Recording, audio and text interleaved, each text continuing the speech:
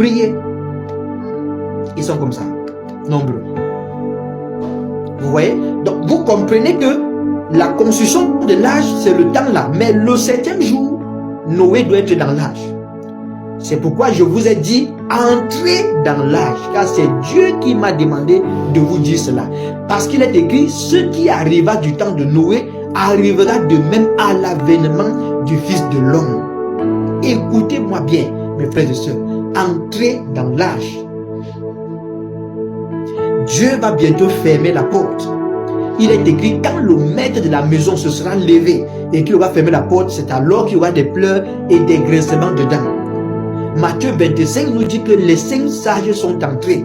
Et quand les 5 folles sont allées chez lui pour revenir, elles ont frappé à la porte. Jésus, le maître, a dit, je ne vous ai jamais connu. Faites donc attention. Entrez dans l'âge. Redressez vos vies. Ça, je vous dis la vérité. Entrez dans l'âge et redressez vos vies. Là où il y avait le péché, redressez. Abandonnez le péché. Dépouillez-vous de ces produits cosmétiques, de ces choses de maquillage. Car je vous dis la vérité, ça vous empêchera d'entrer. Jacob, avant de monter à Bethel, a dit au peuple qui était avec lui, ôtez les dieux étrangers qui sont au milieu de vous. Et il a laissé tout à Séchem. Et la terreur de Dieu s'est abattue là-bas. Or, les dieux étrangers, ils ont enlevé les boucles d'oreilles, les pendants d'oreilles, les idoles, les amulettes, tout ce qu'ils avaient. Jacob a mis tout cela dans le tronc d'un arbre. Et quand ils sont partis, la terreur de Dieu est restée derrière. Vous aussi, dépouillez-vous de tout ce qui est de Satan, parce que nous allons bientôt monter à Bethel, qui est la maison de Dieu. Et après ça, il y aura la terreur derrière nous, qui est la grande tribulation. Personne n'osera nous suivre, parce que personne n'a suivi Jacob. Au moment où Jacob et son peuple vont entrer à Bethel, il dit, ôtez vos dieux étrangers. C'est pourquoi ceux qui sont ici, il y a d'autres ici, vous qui suivez les vidéos du berger Moïse, là il vous dit que vous pouvez utiliser les huiles, les produits cosmétiques, les bijoux. Ne faites pas ça. Il est un serviteur de Dieu, lui, mais ne faites pas ça. Dépouillez-vous. Il vous dit qu'il faut sanctifier. Dépouillez-vous. Ne sanctifiez rien là-bas. Jacob n'a pas dit à ces gens que sanctifiez ce que vous avez. Non. Il a dit, donnez-moi tout ça. Ils ont remis tout cela à Dieu, à Jacob, et Jacob a laissé tout là-bas à Séchem, et il est allé avec le peuple. Est-ce que vous comprenez? Bien sûr, ne mettez plus les mèches, ne mettez plus les greffes, ne mettez plus les boucles d'oreilles. Débarrassez-vous de tout ça. N'utilisez plus les produits cosmétiques. Si vous avez allé dans les boutiques, achetez votre huile d'olive, utilisez ça pour vous oindre. Achetez votre savon simple, utilisez ça pour vous oindre. Je dis simple.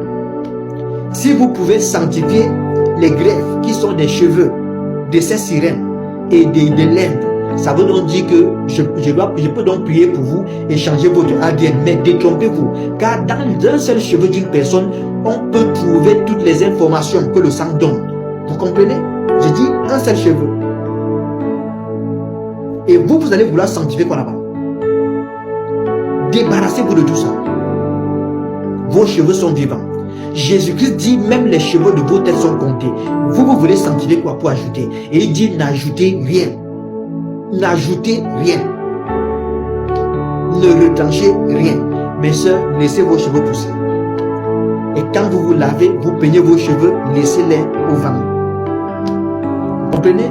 N'essayez pas de sanctifier. Je sais le pourquoi je vous dis cela. Souvenez-vous de la vision que je vous ai dit dernièrement avec le berger Moïse dans l'avion.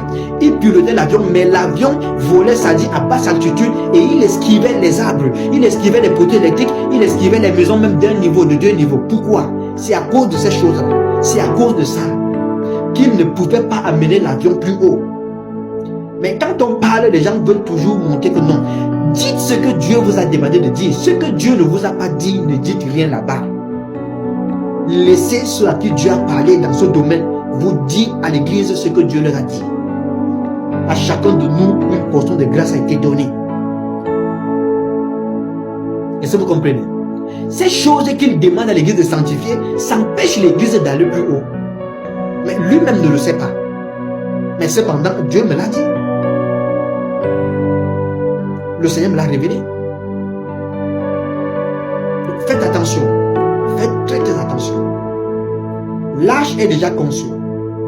Maintenant, tout ce que Dieu demande, c'est qu'entrer. Parce qu'il y a des grondements de tonnerre et des éclairs qui sont en train de se faire entendre.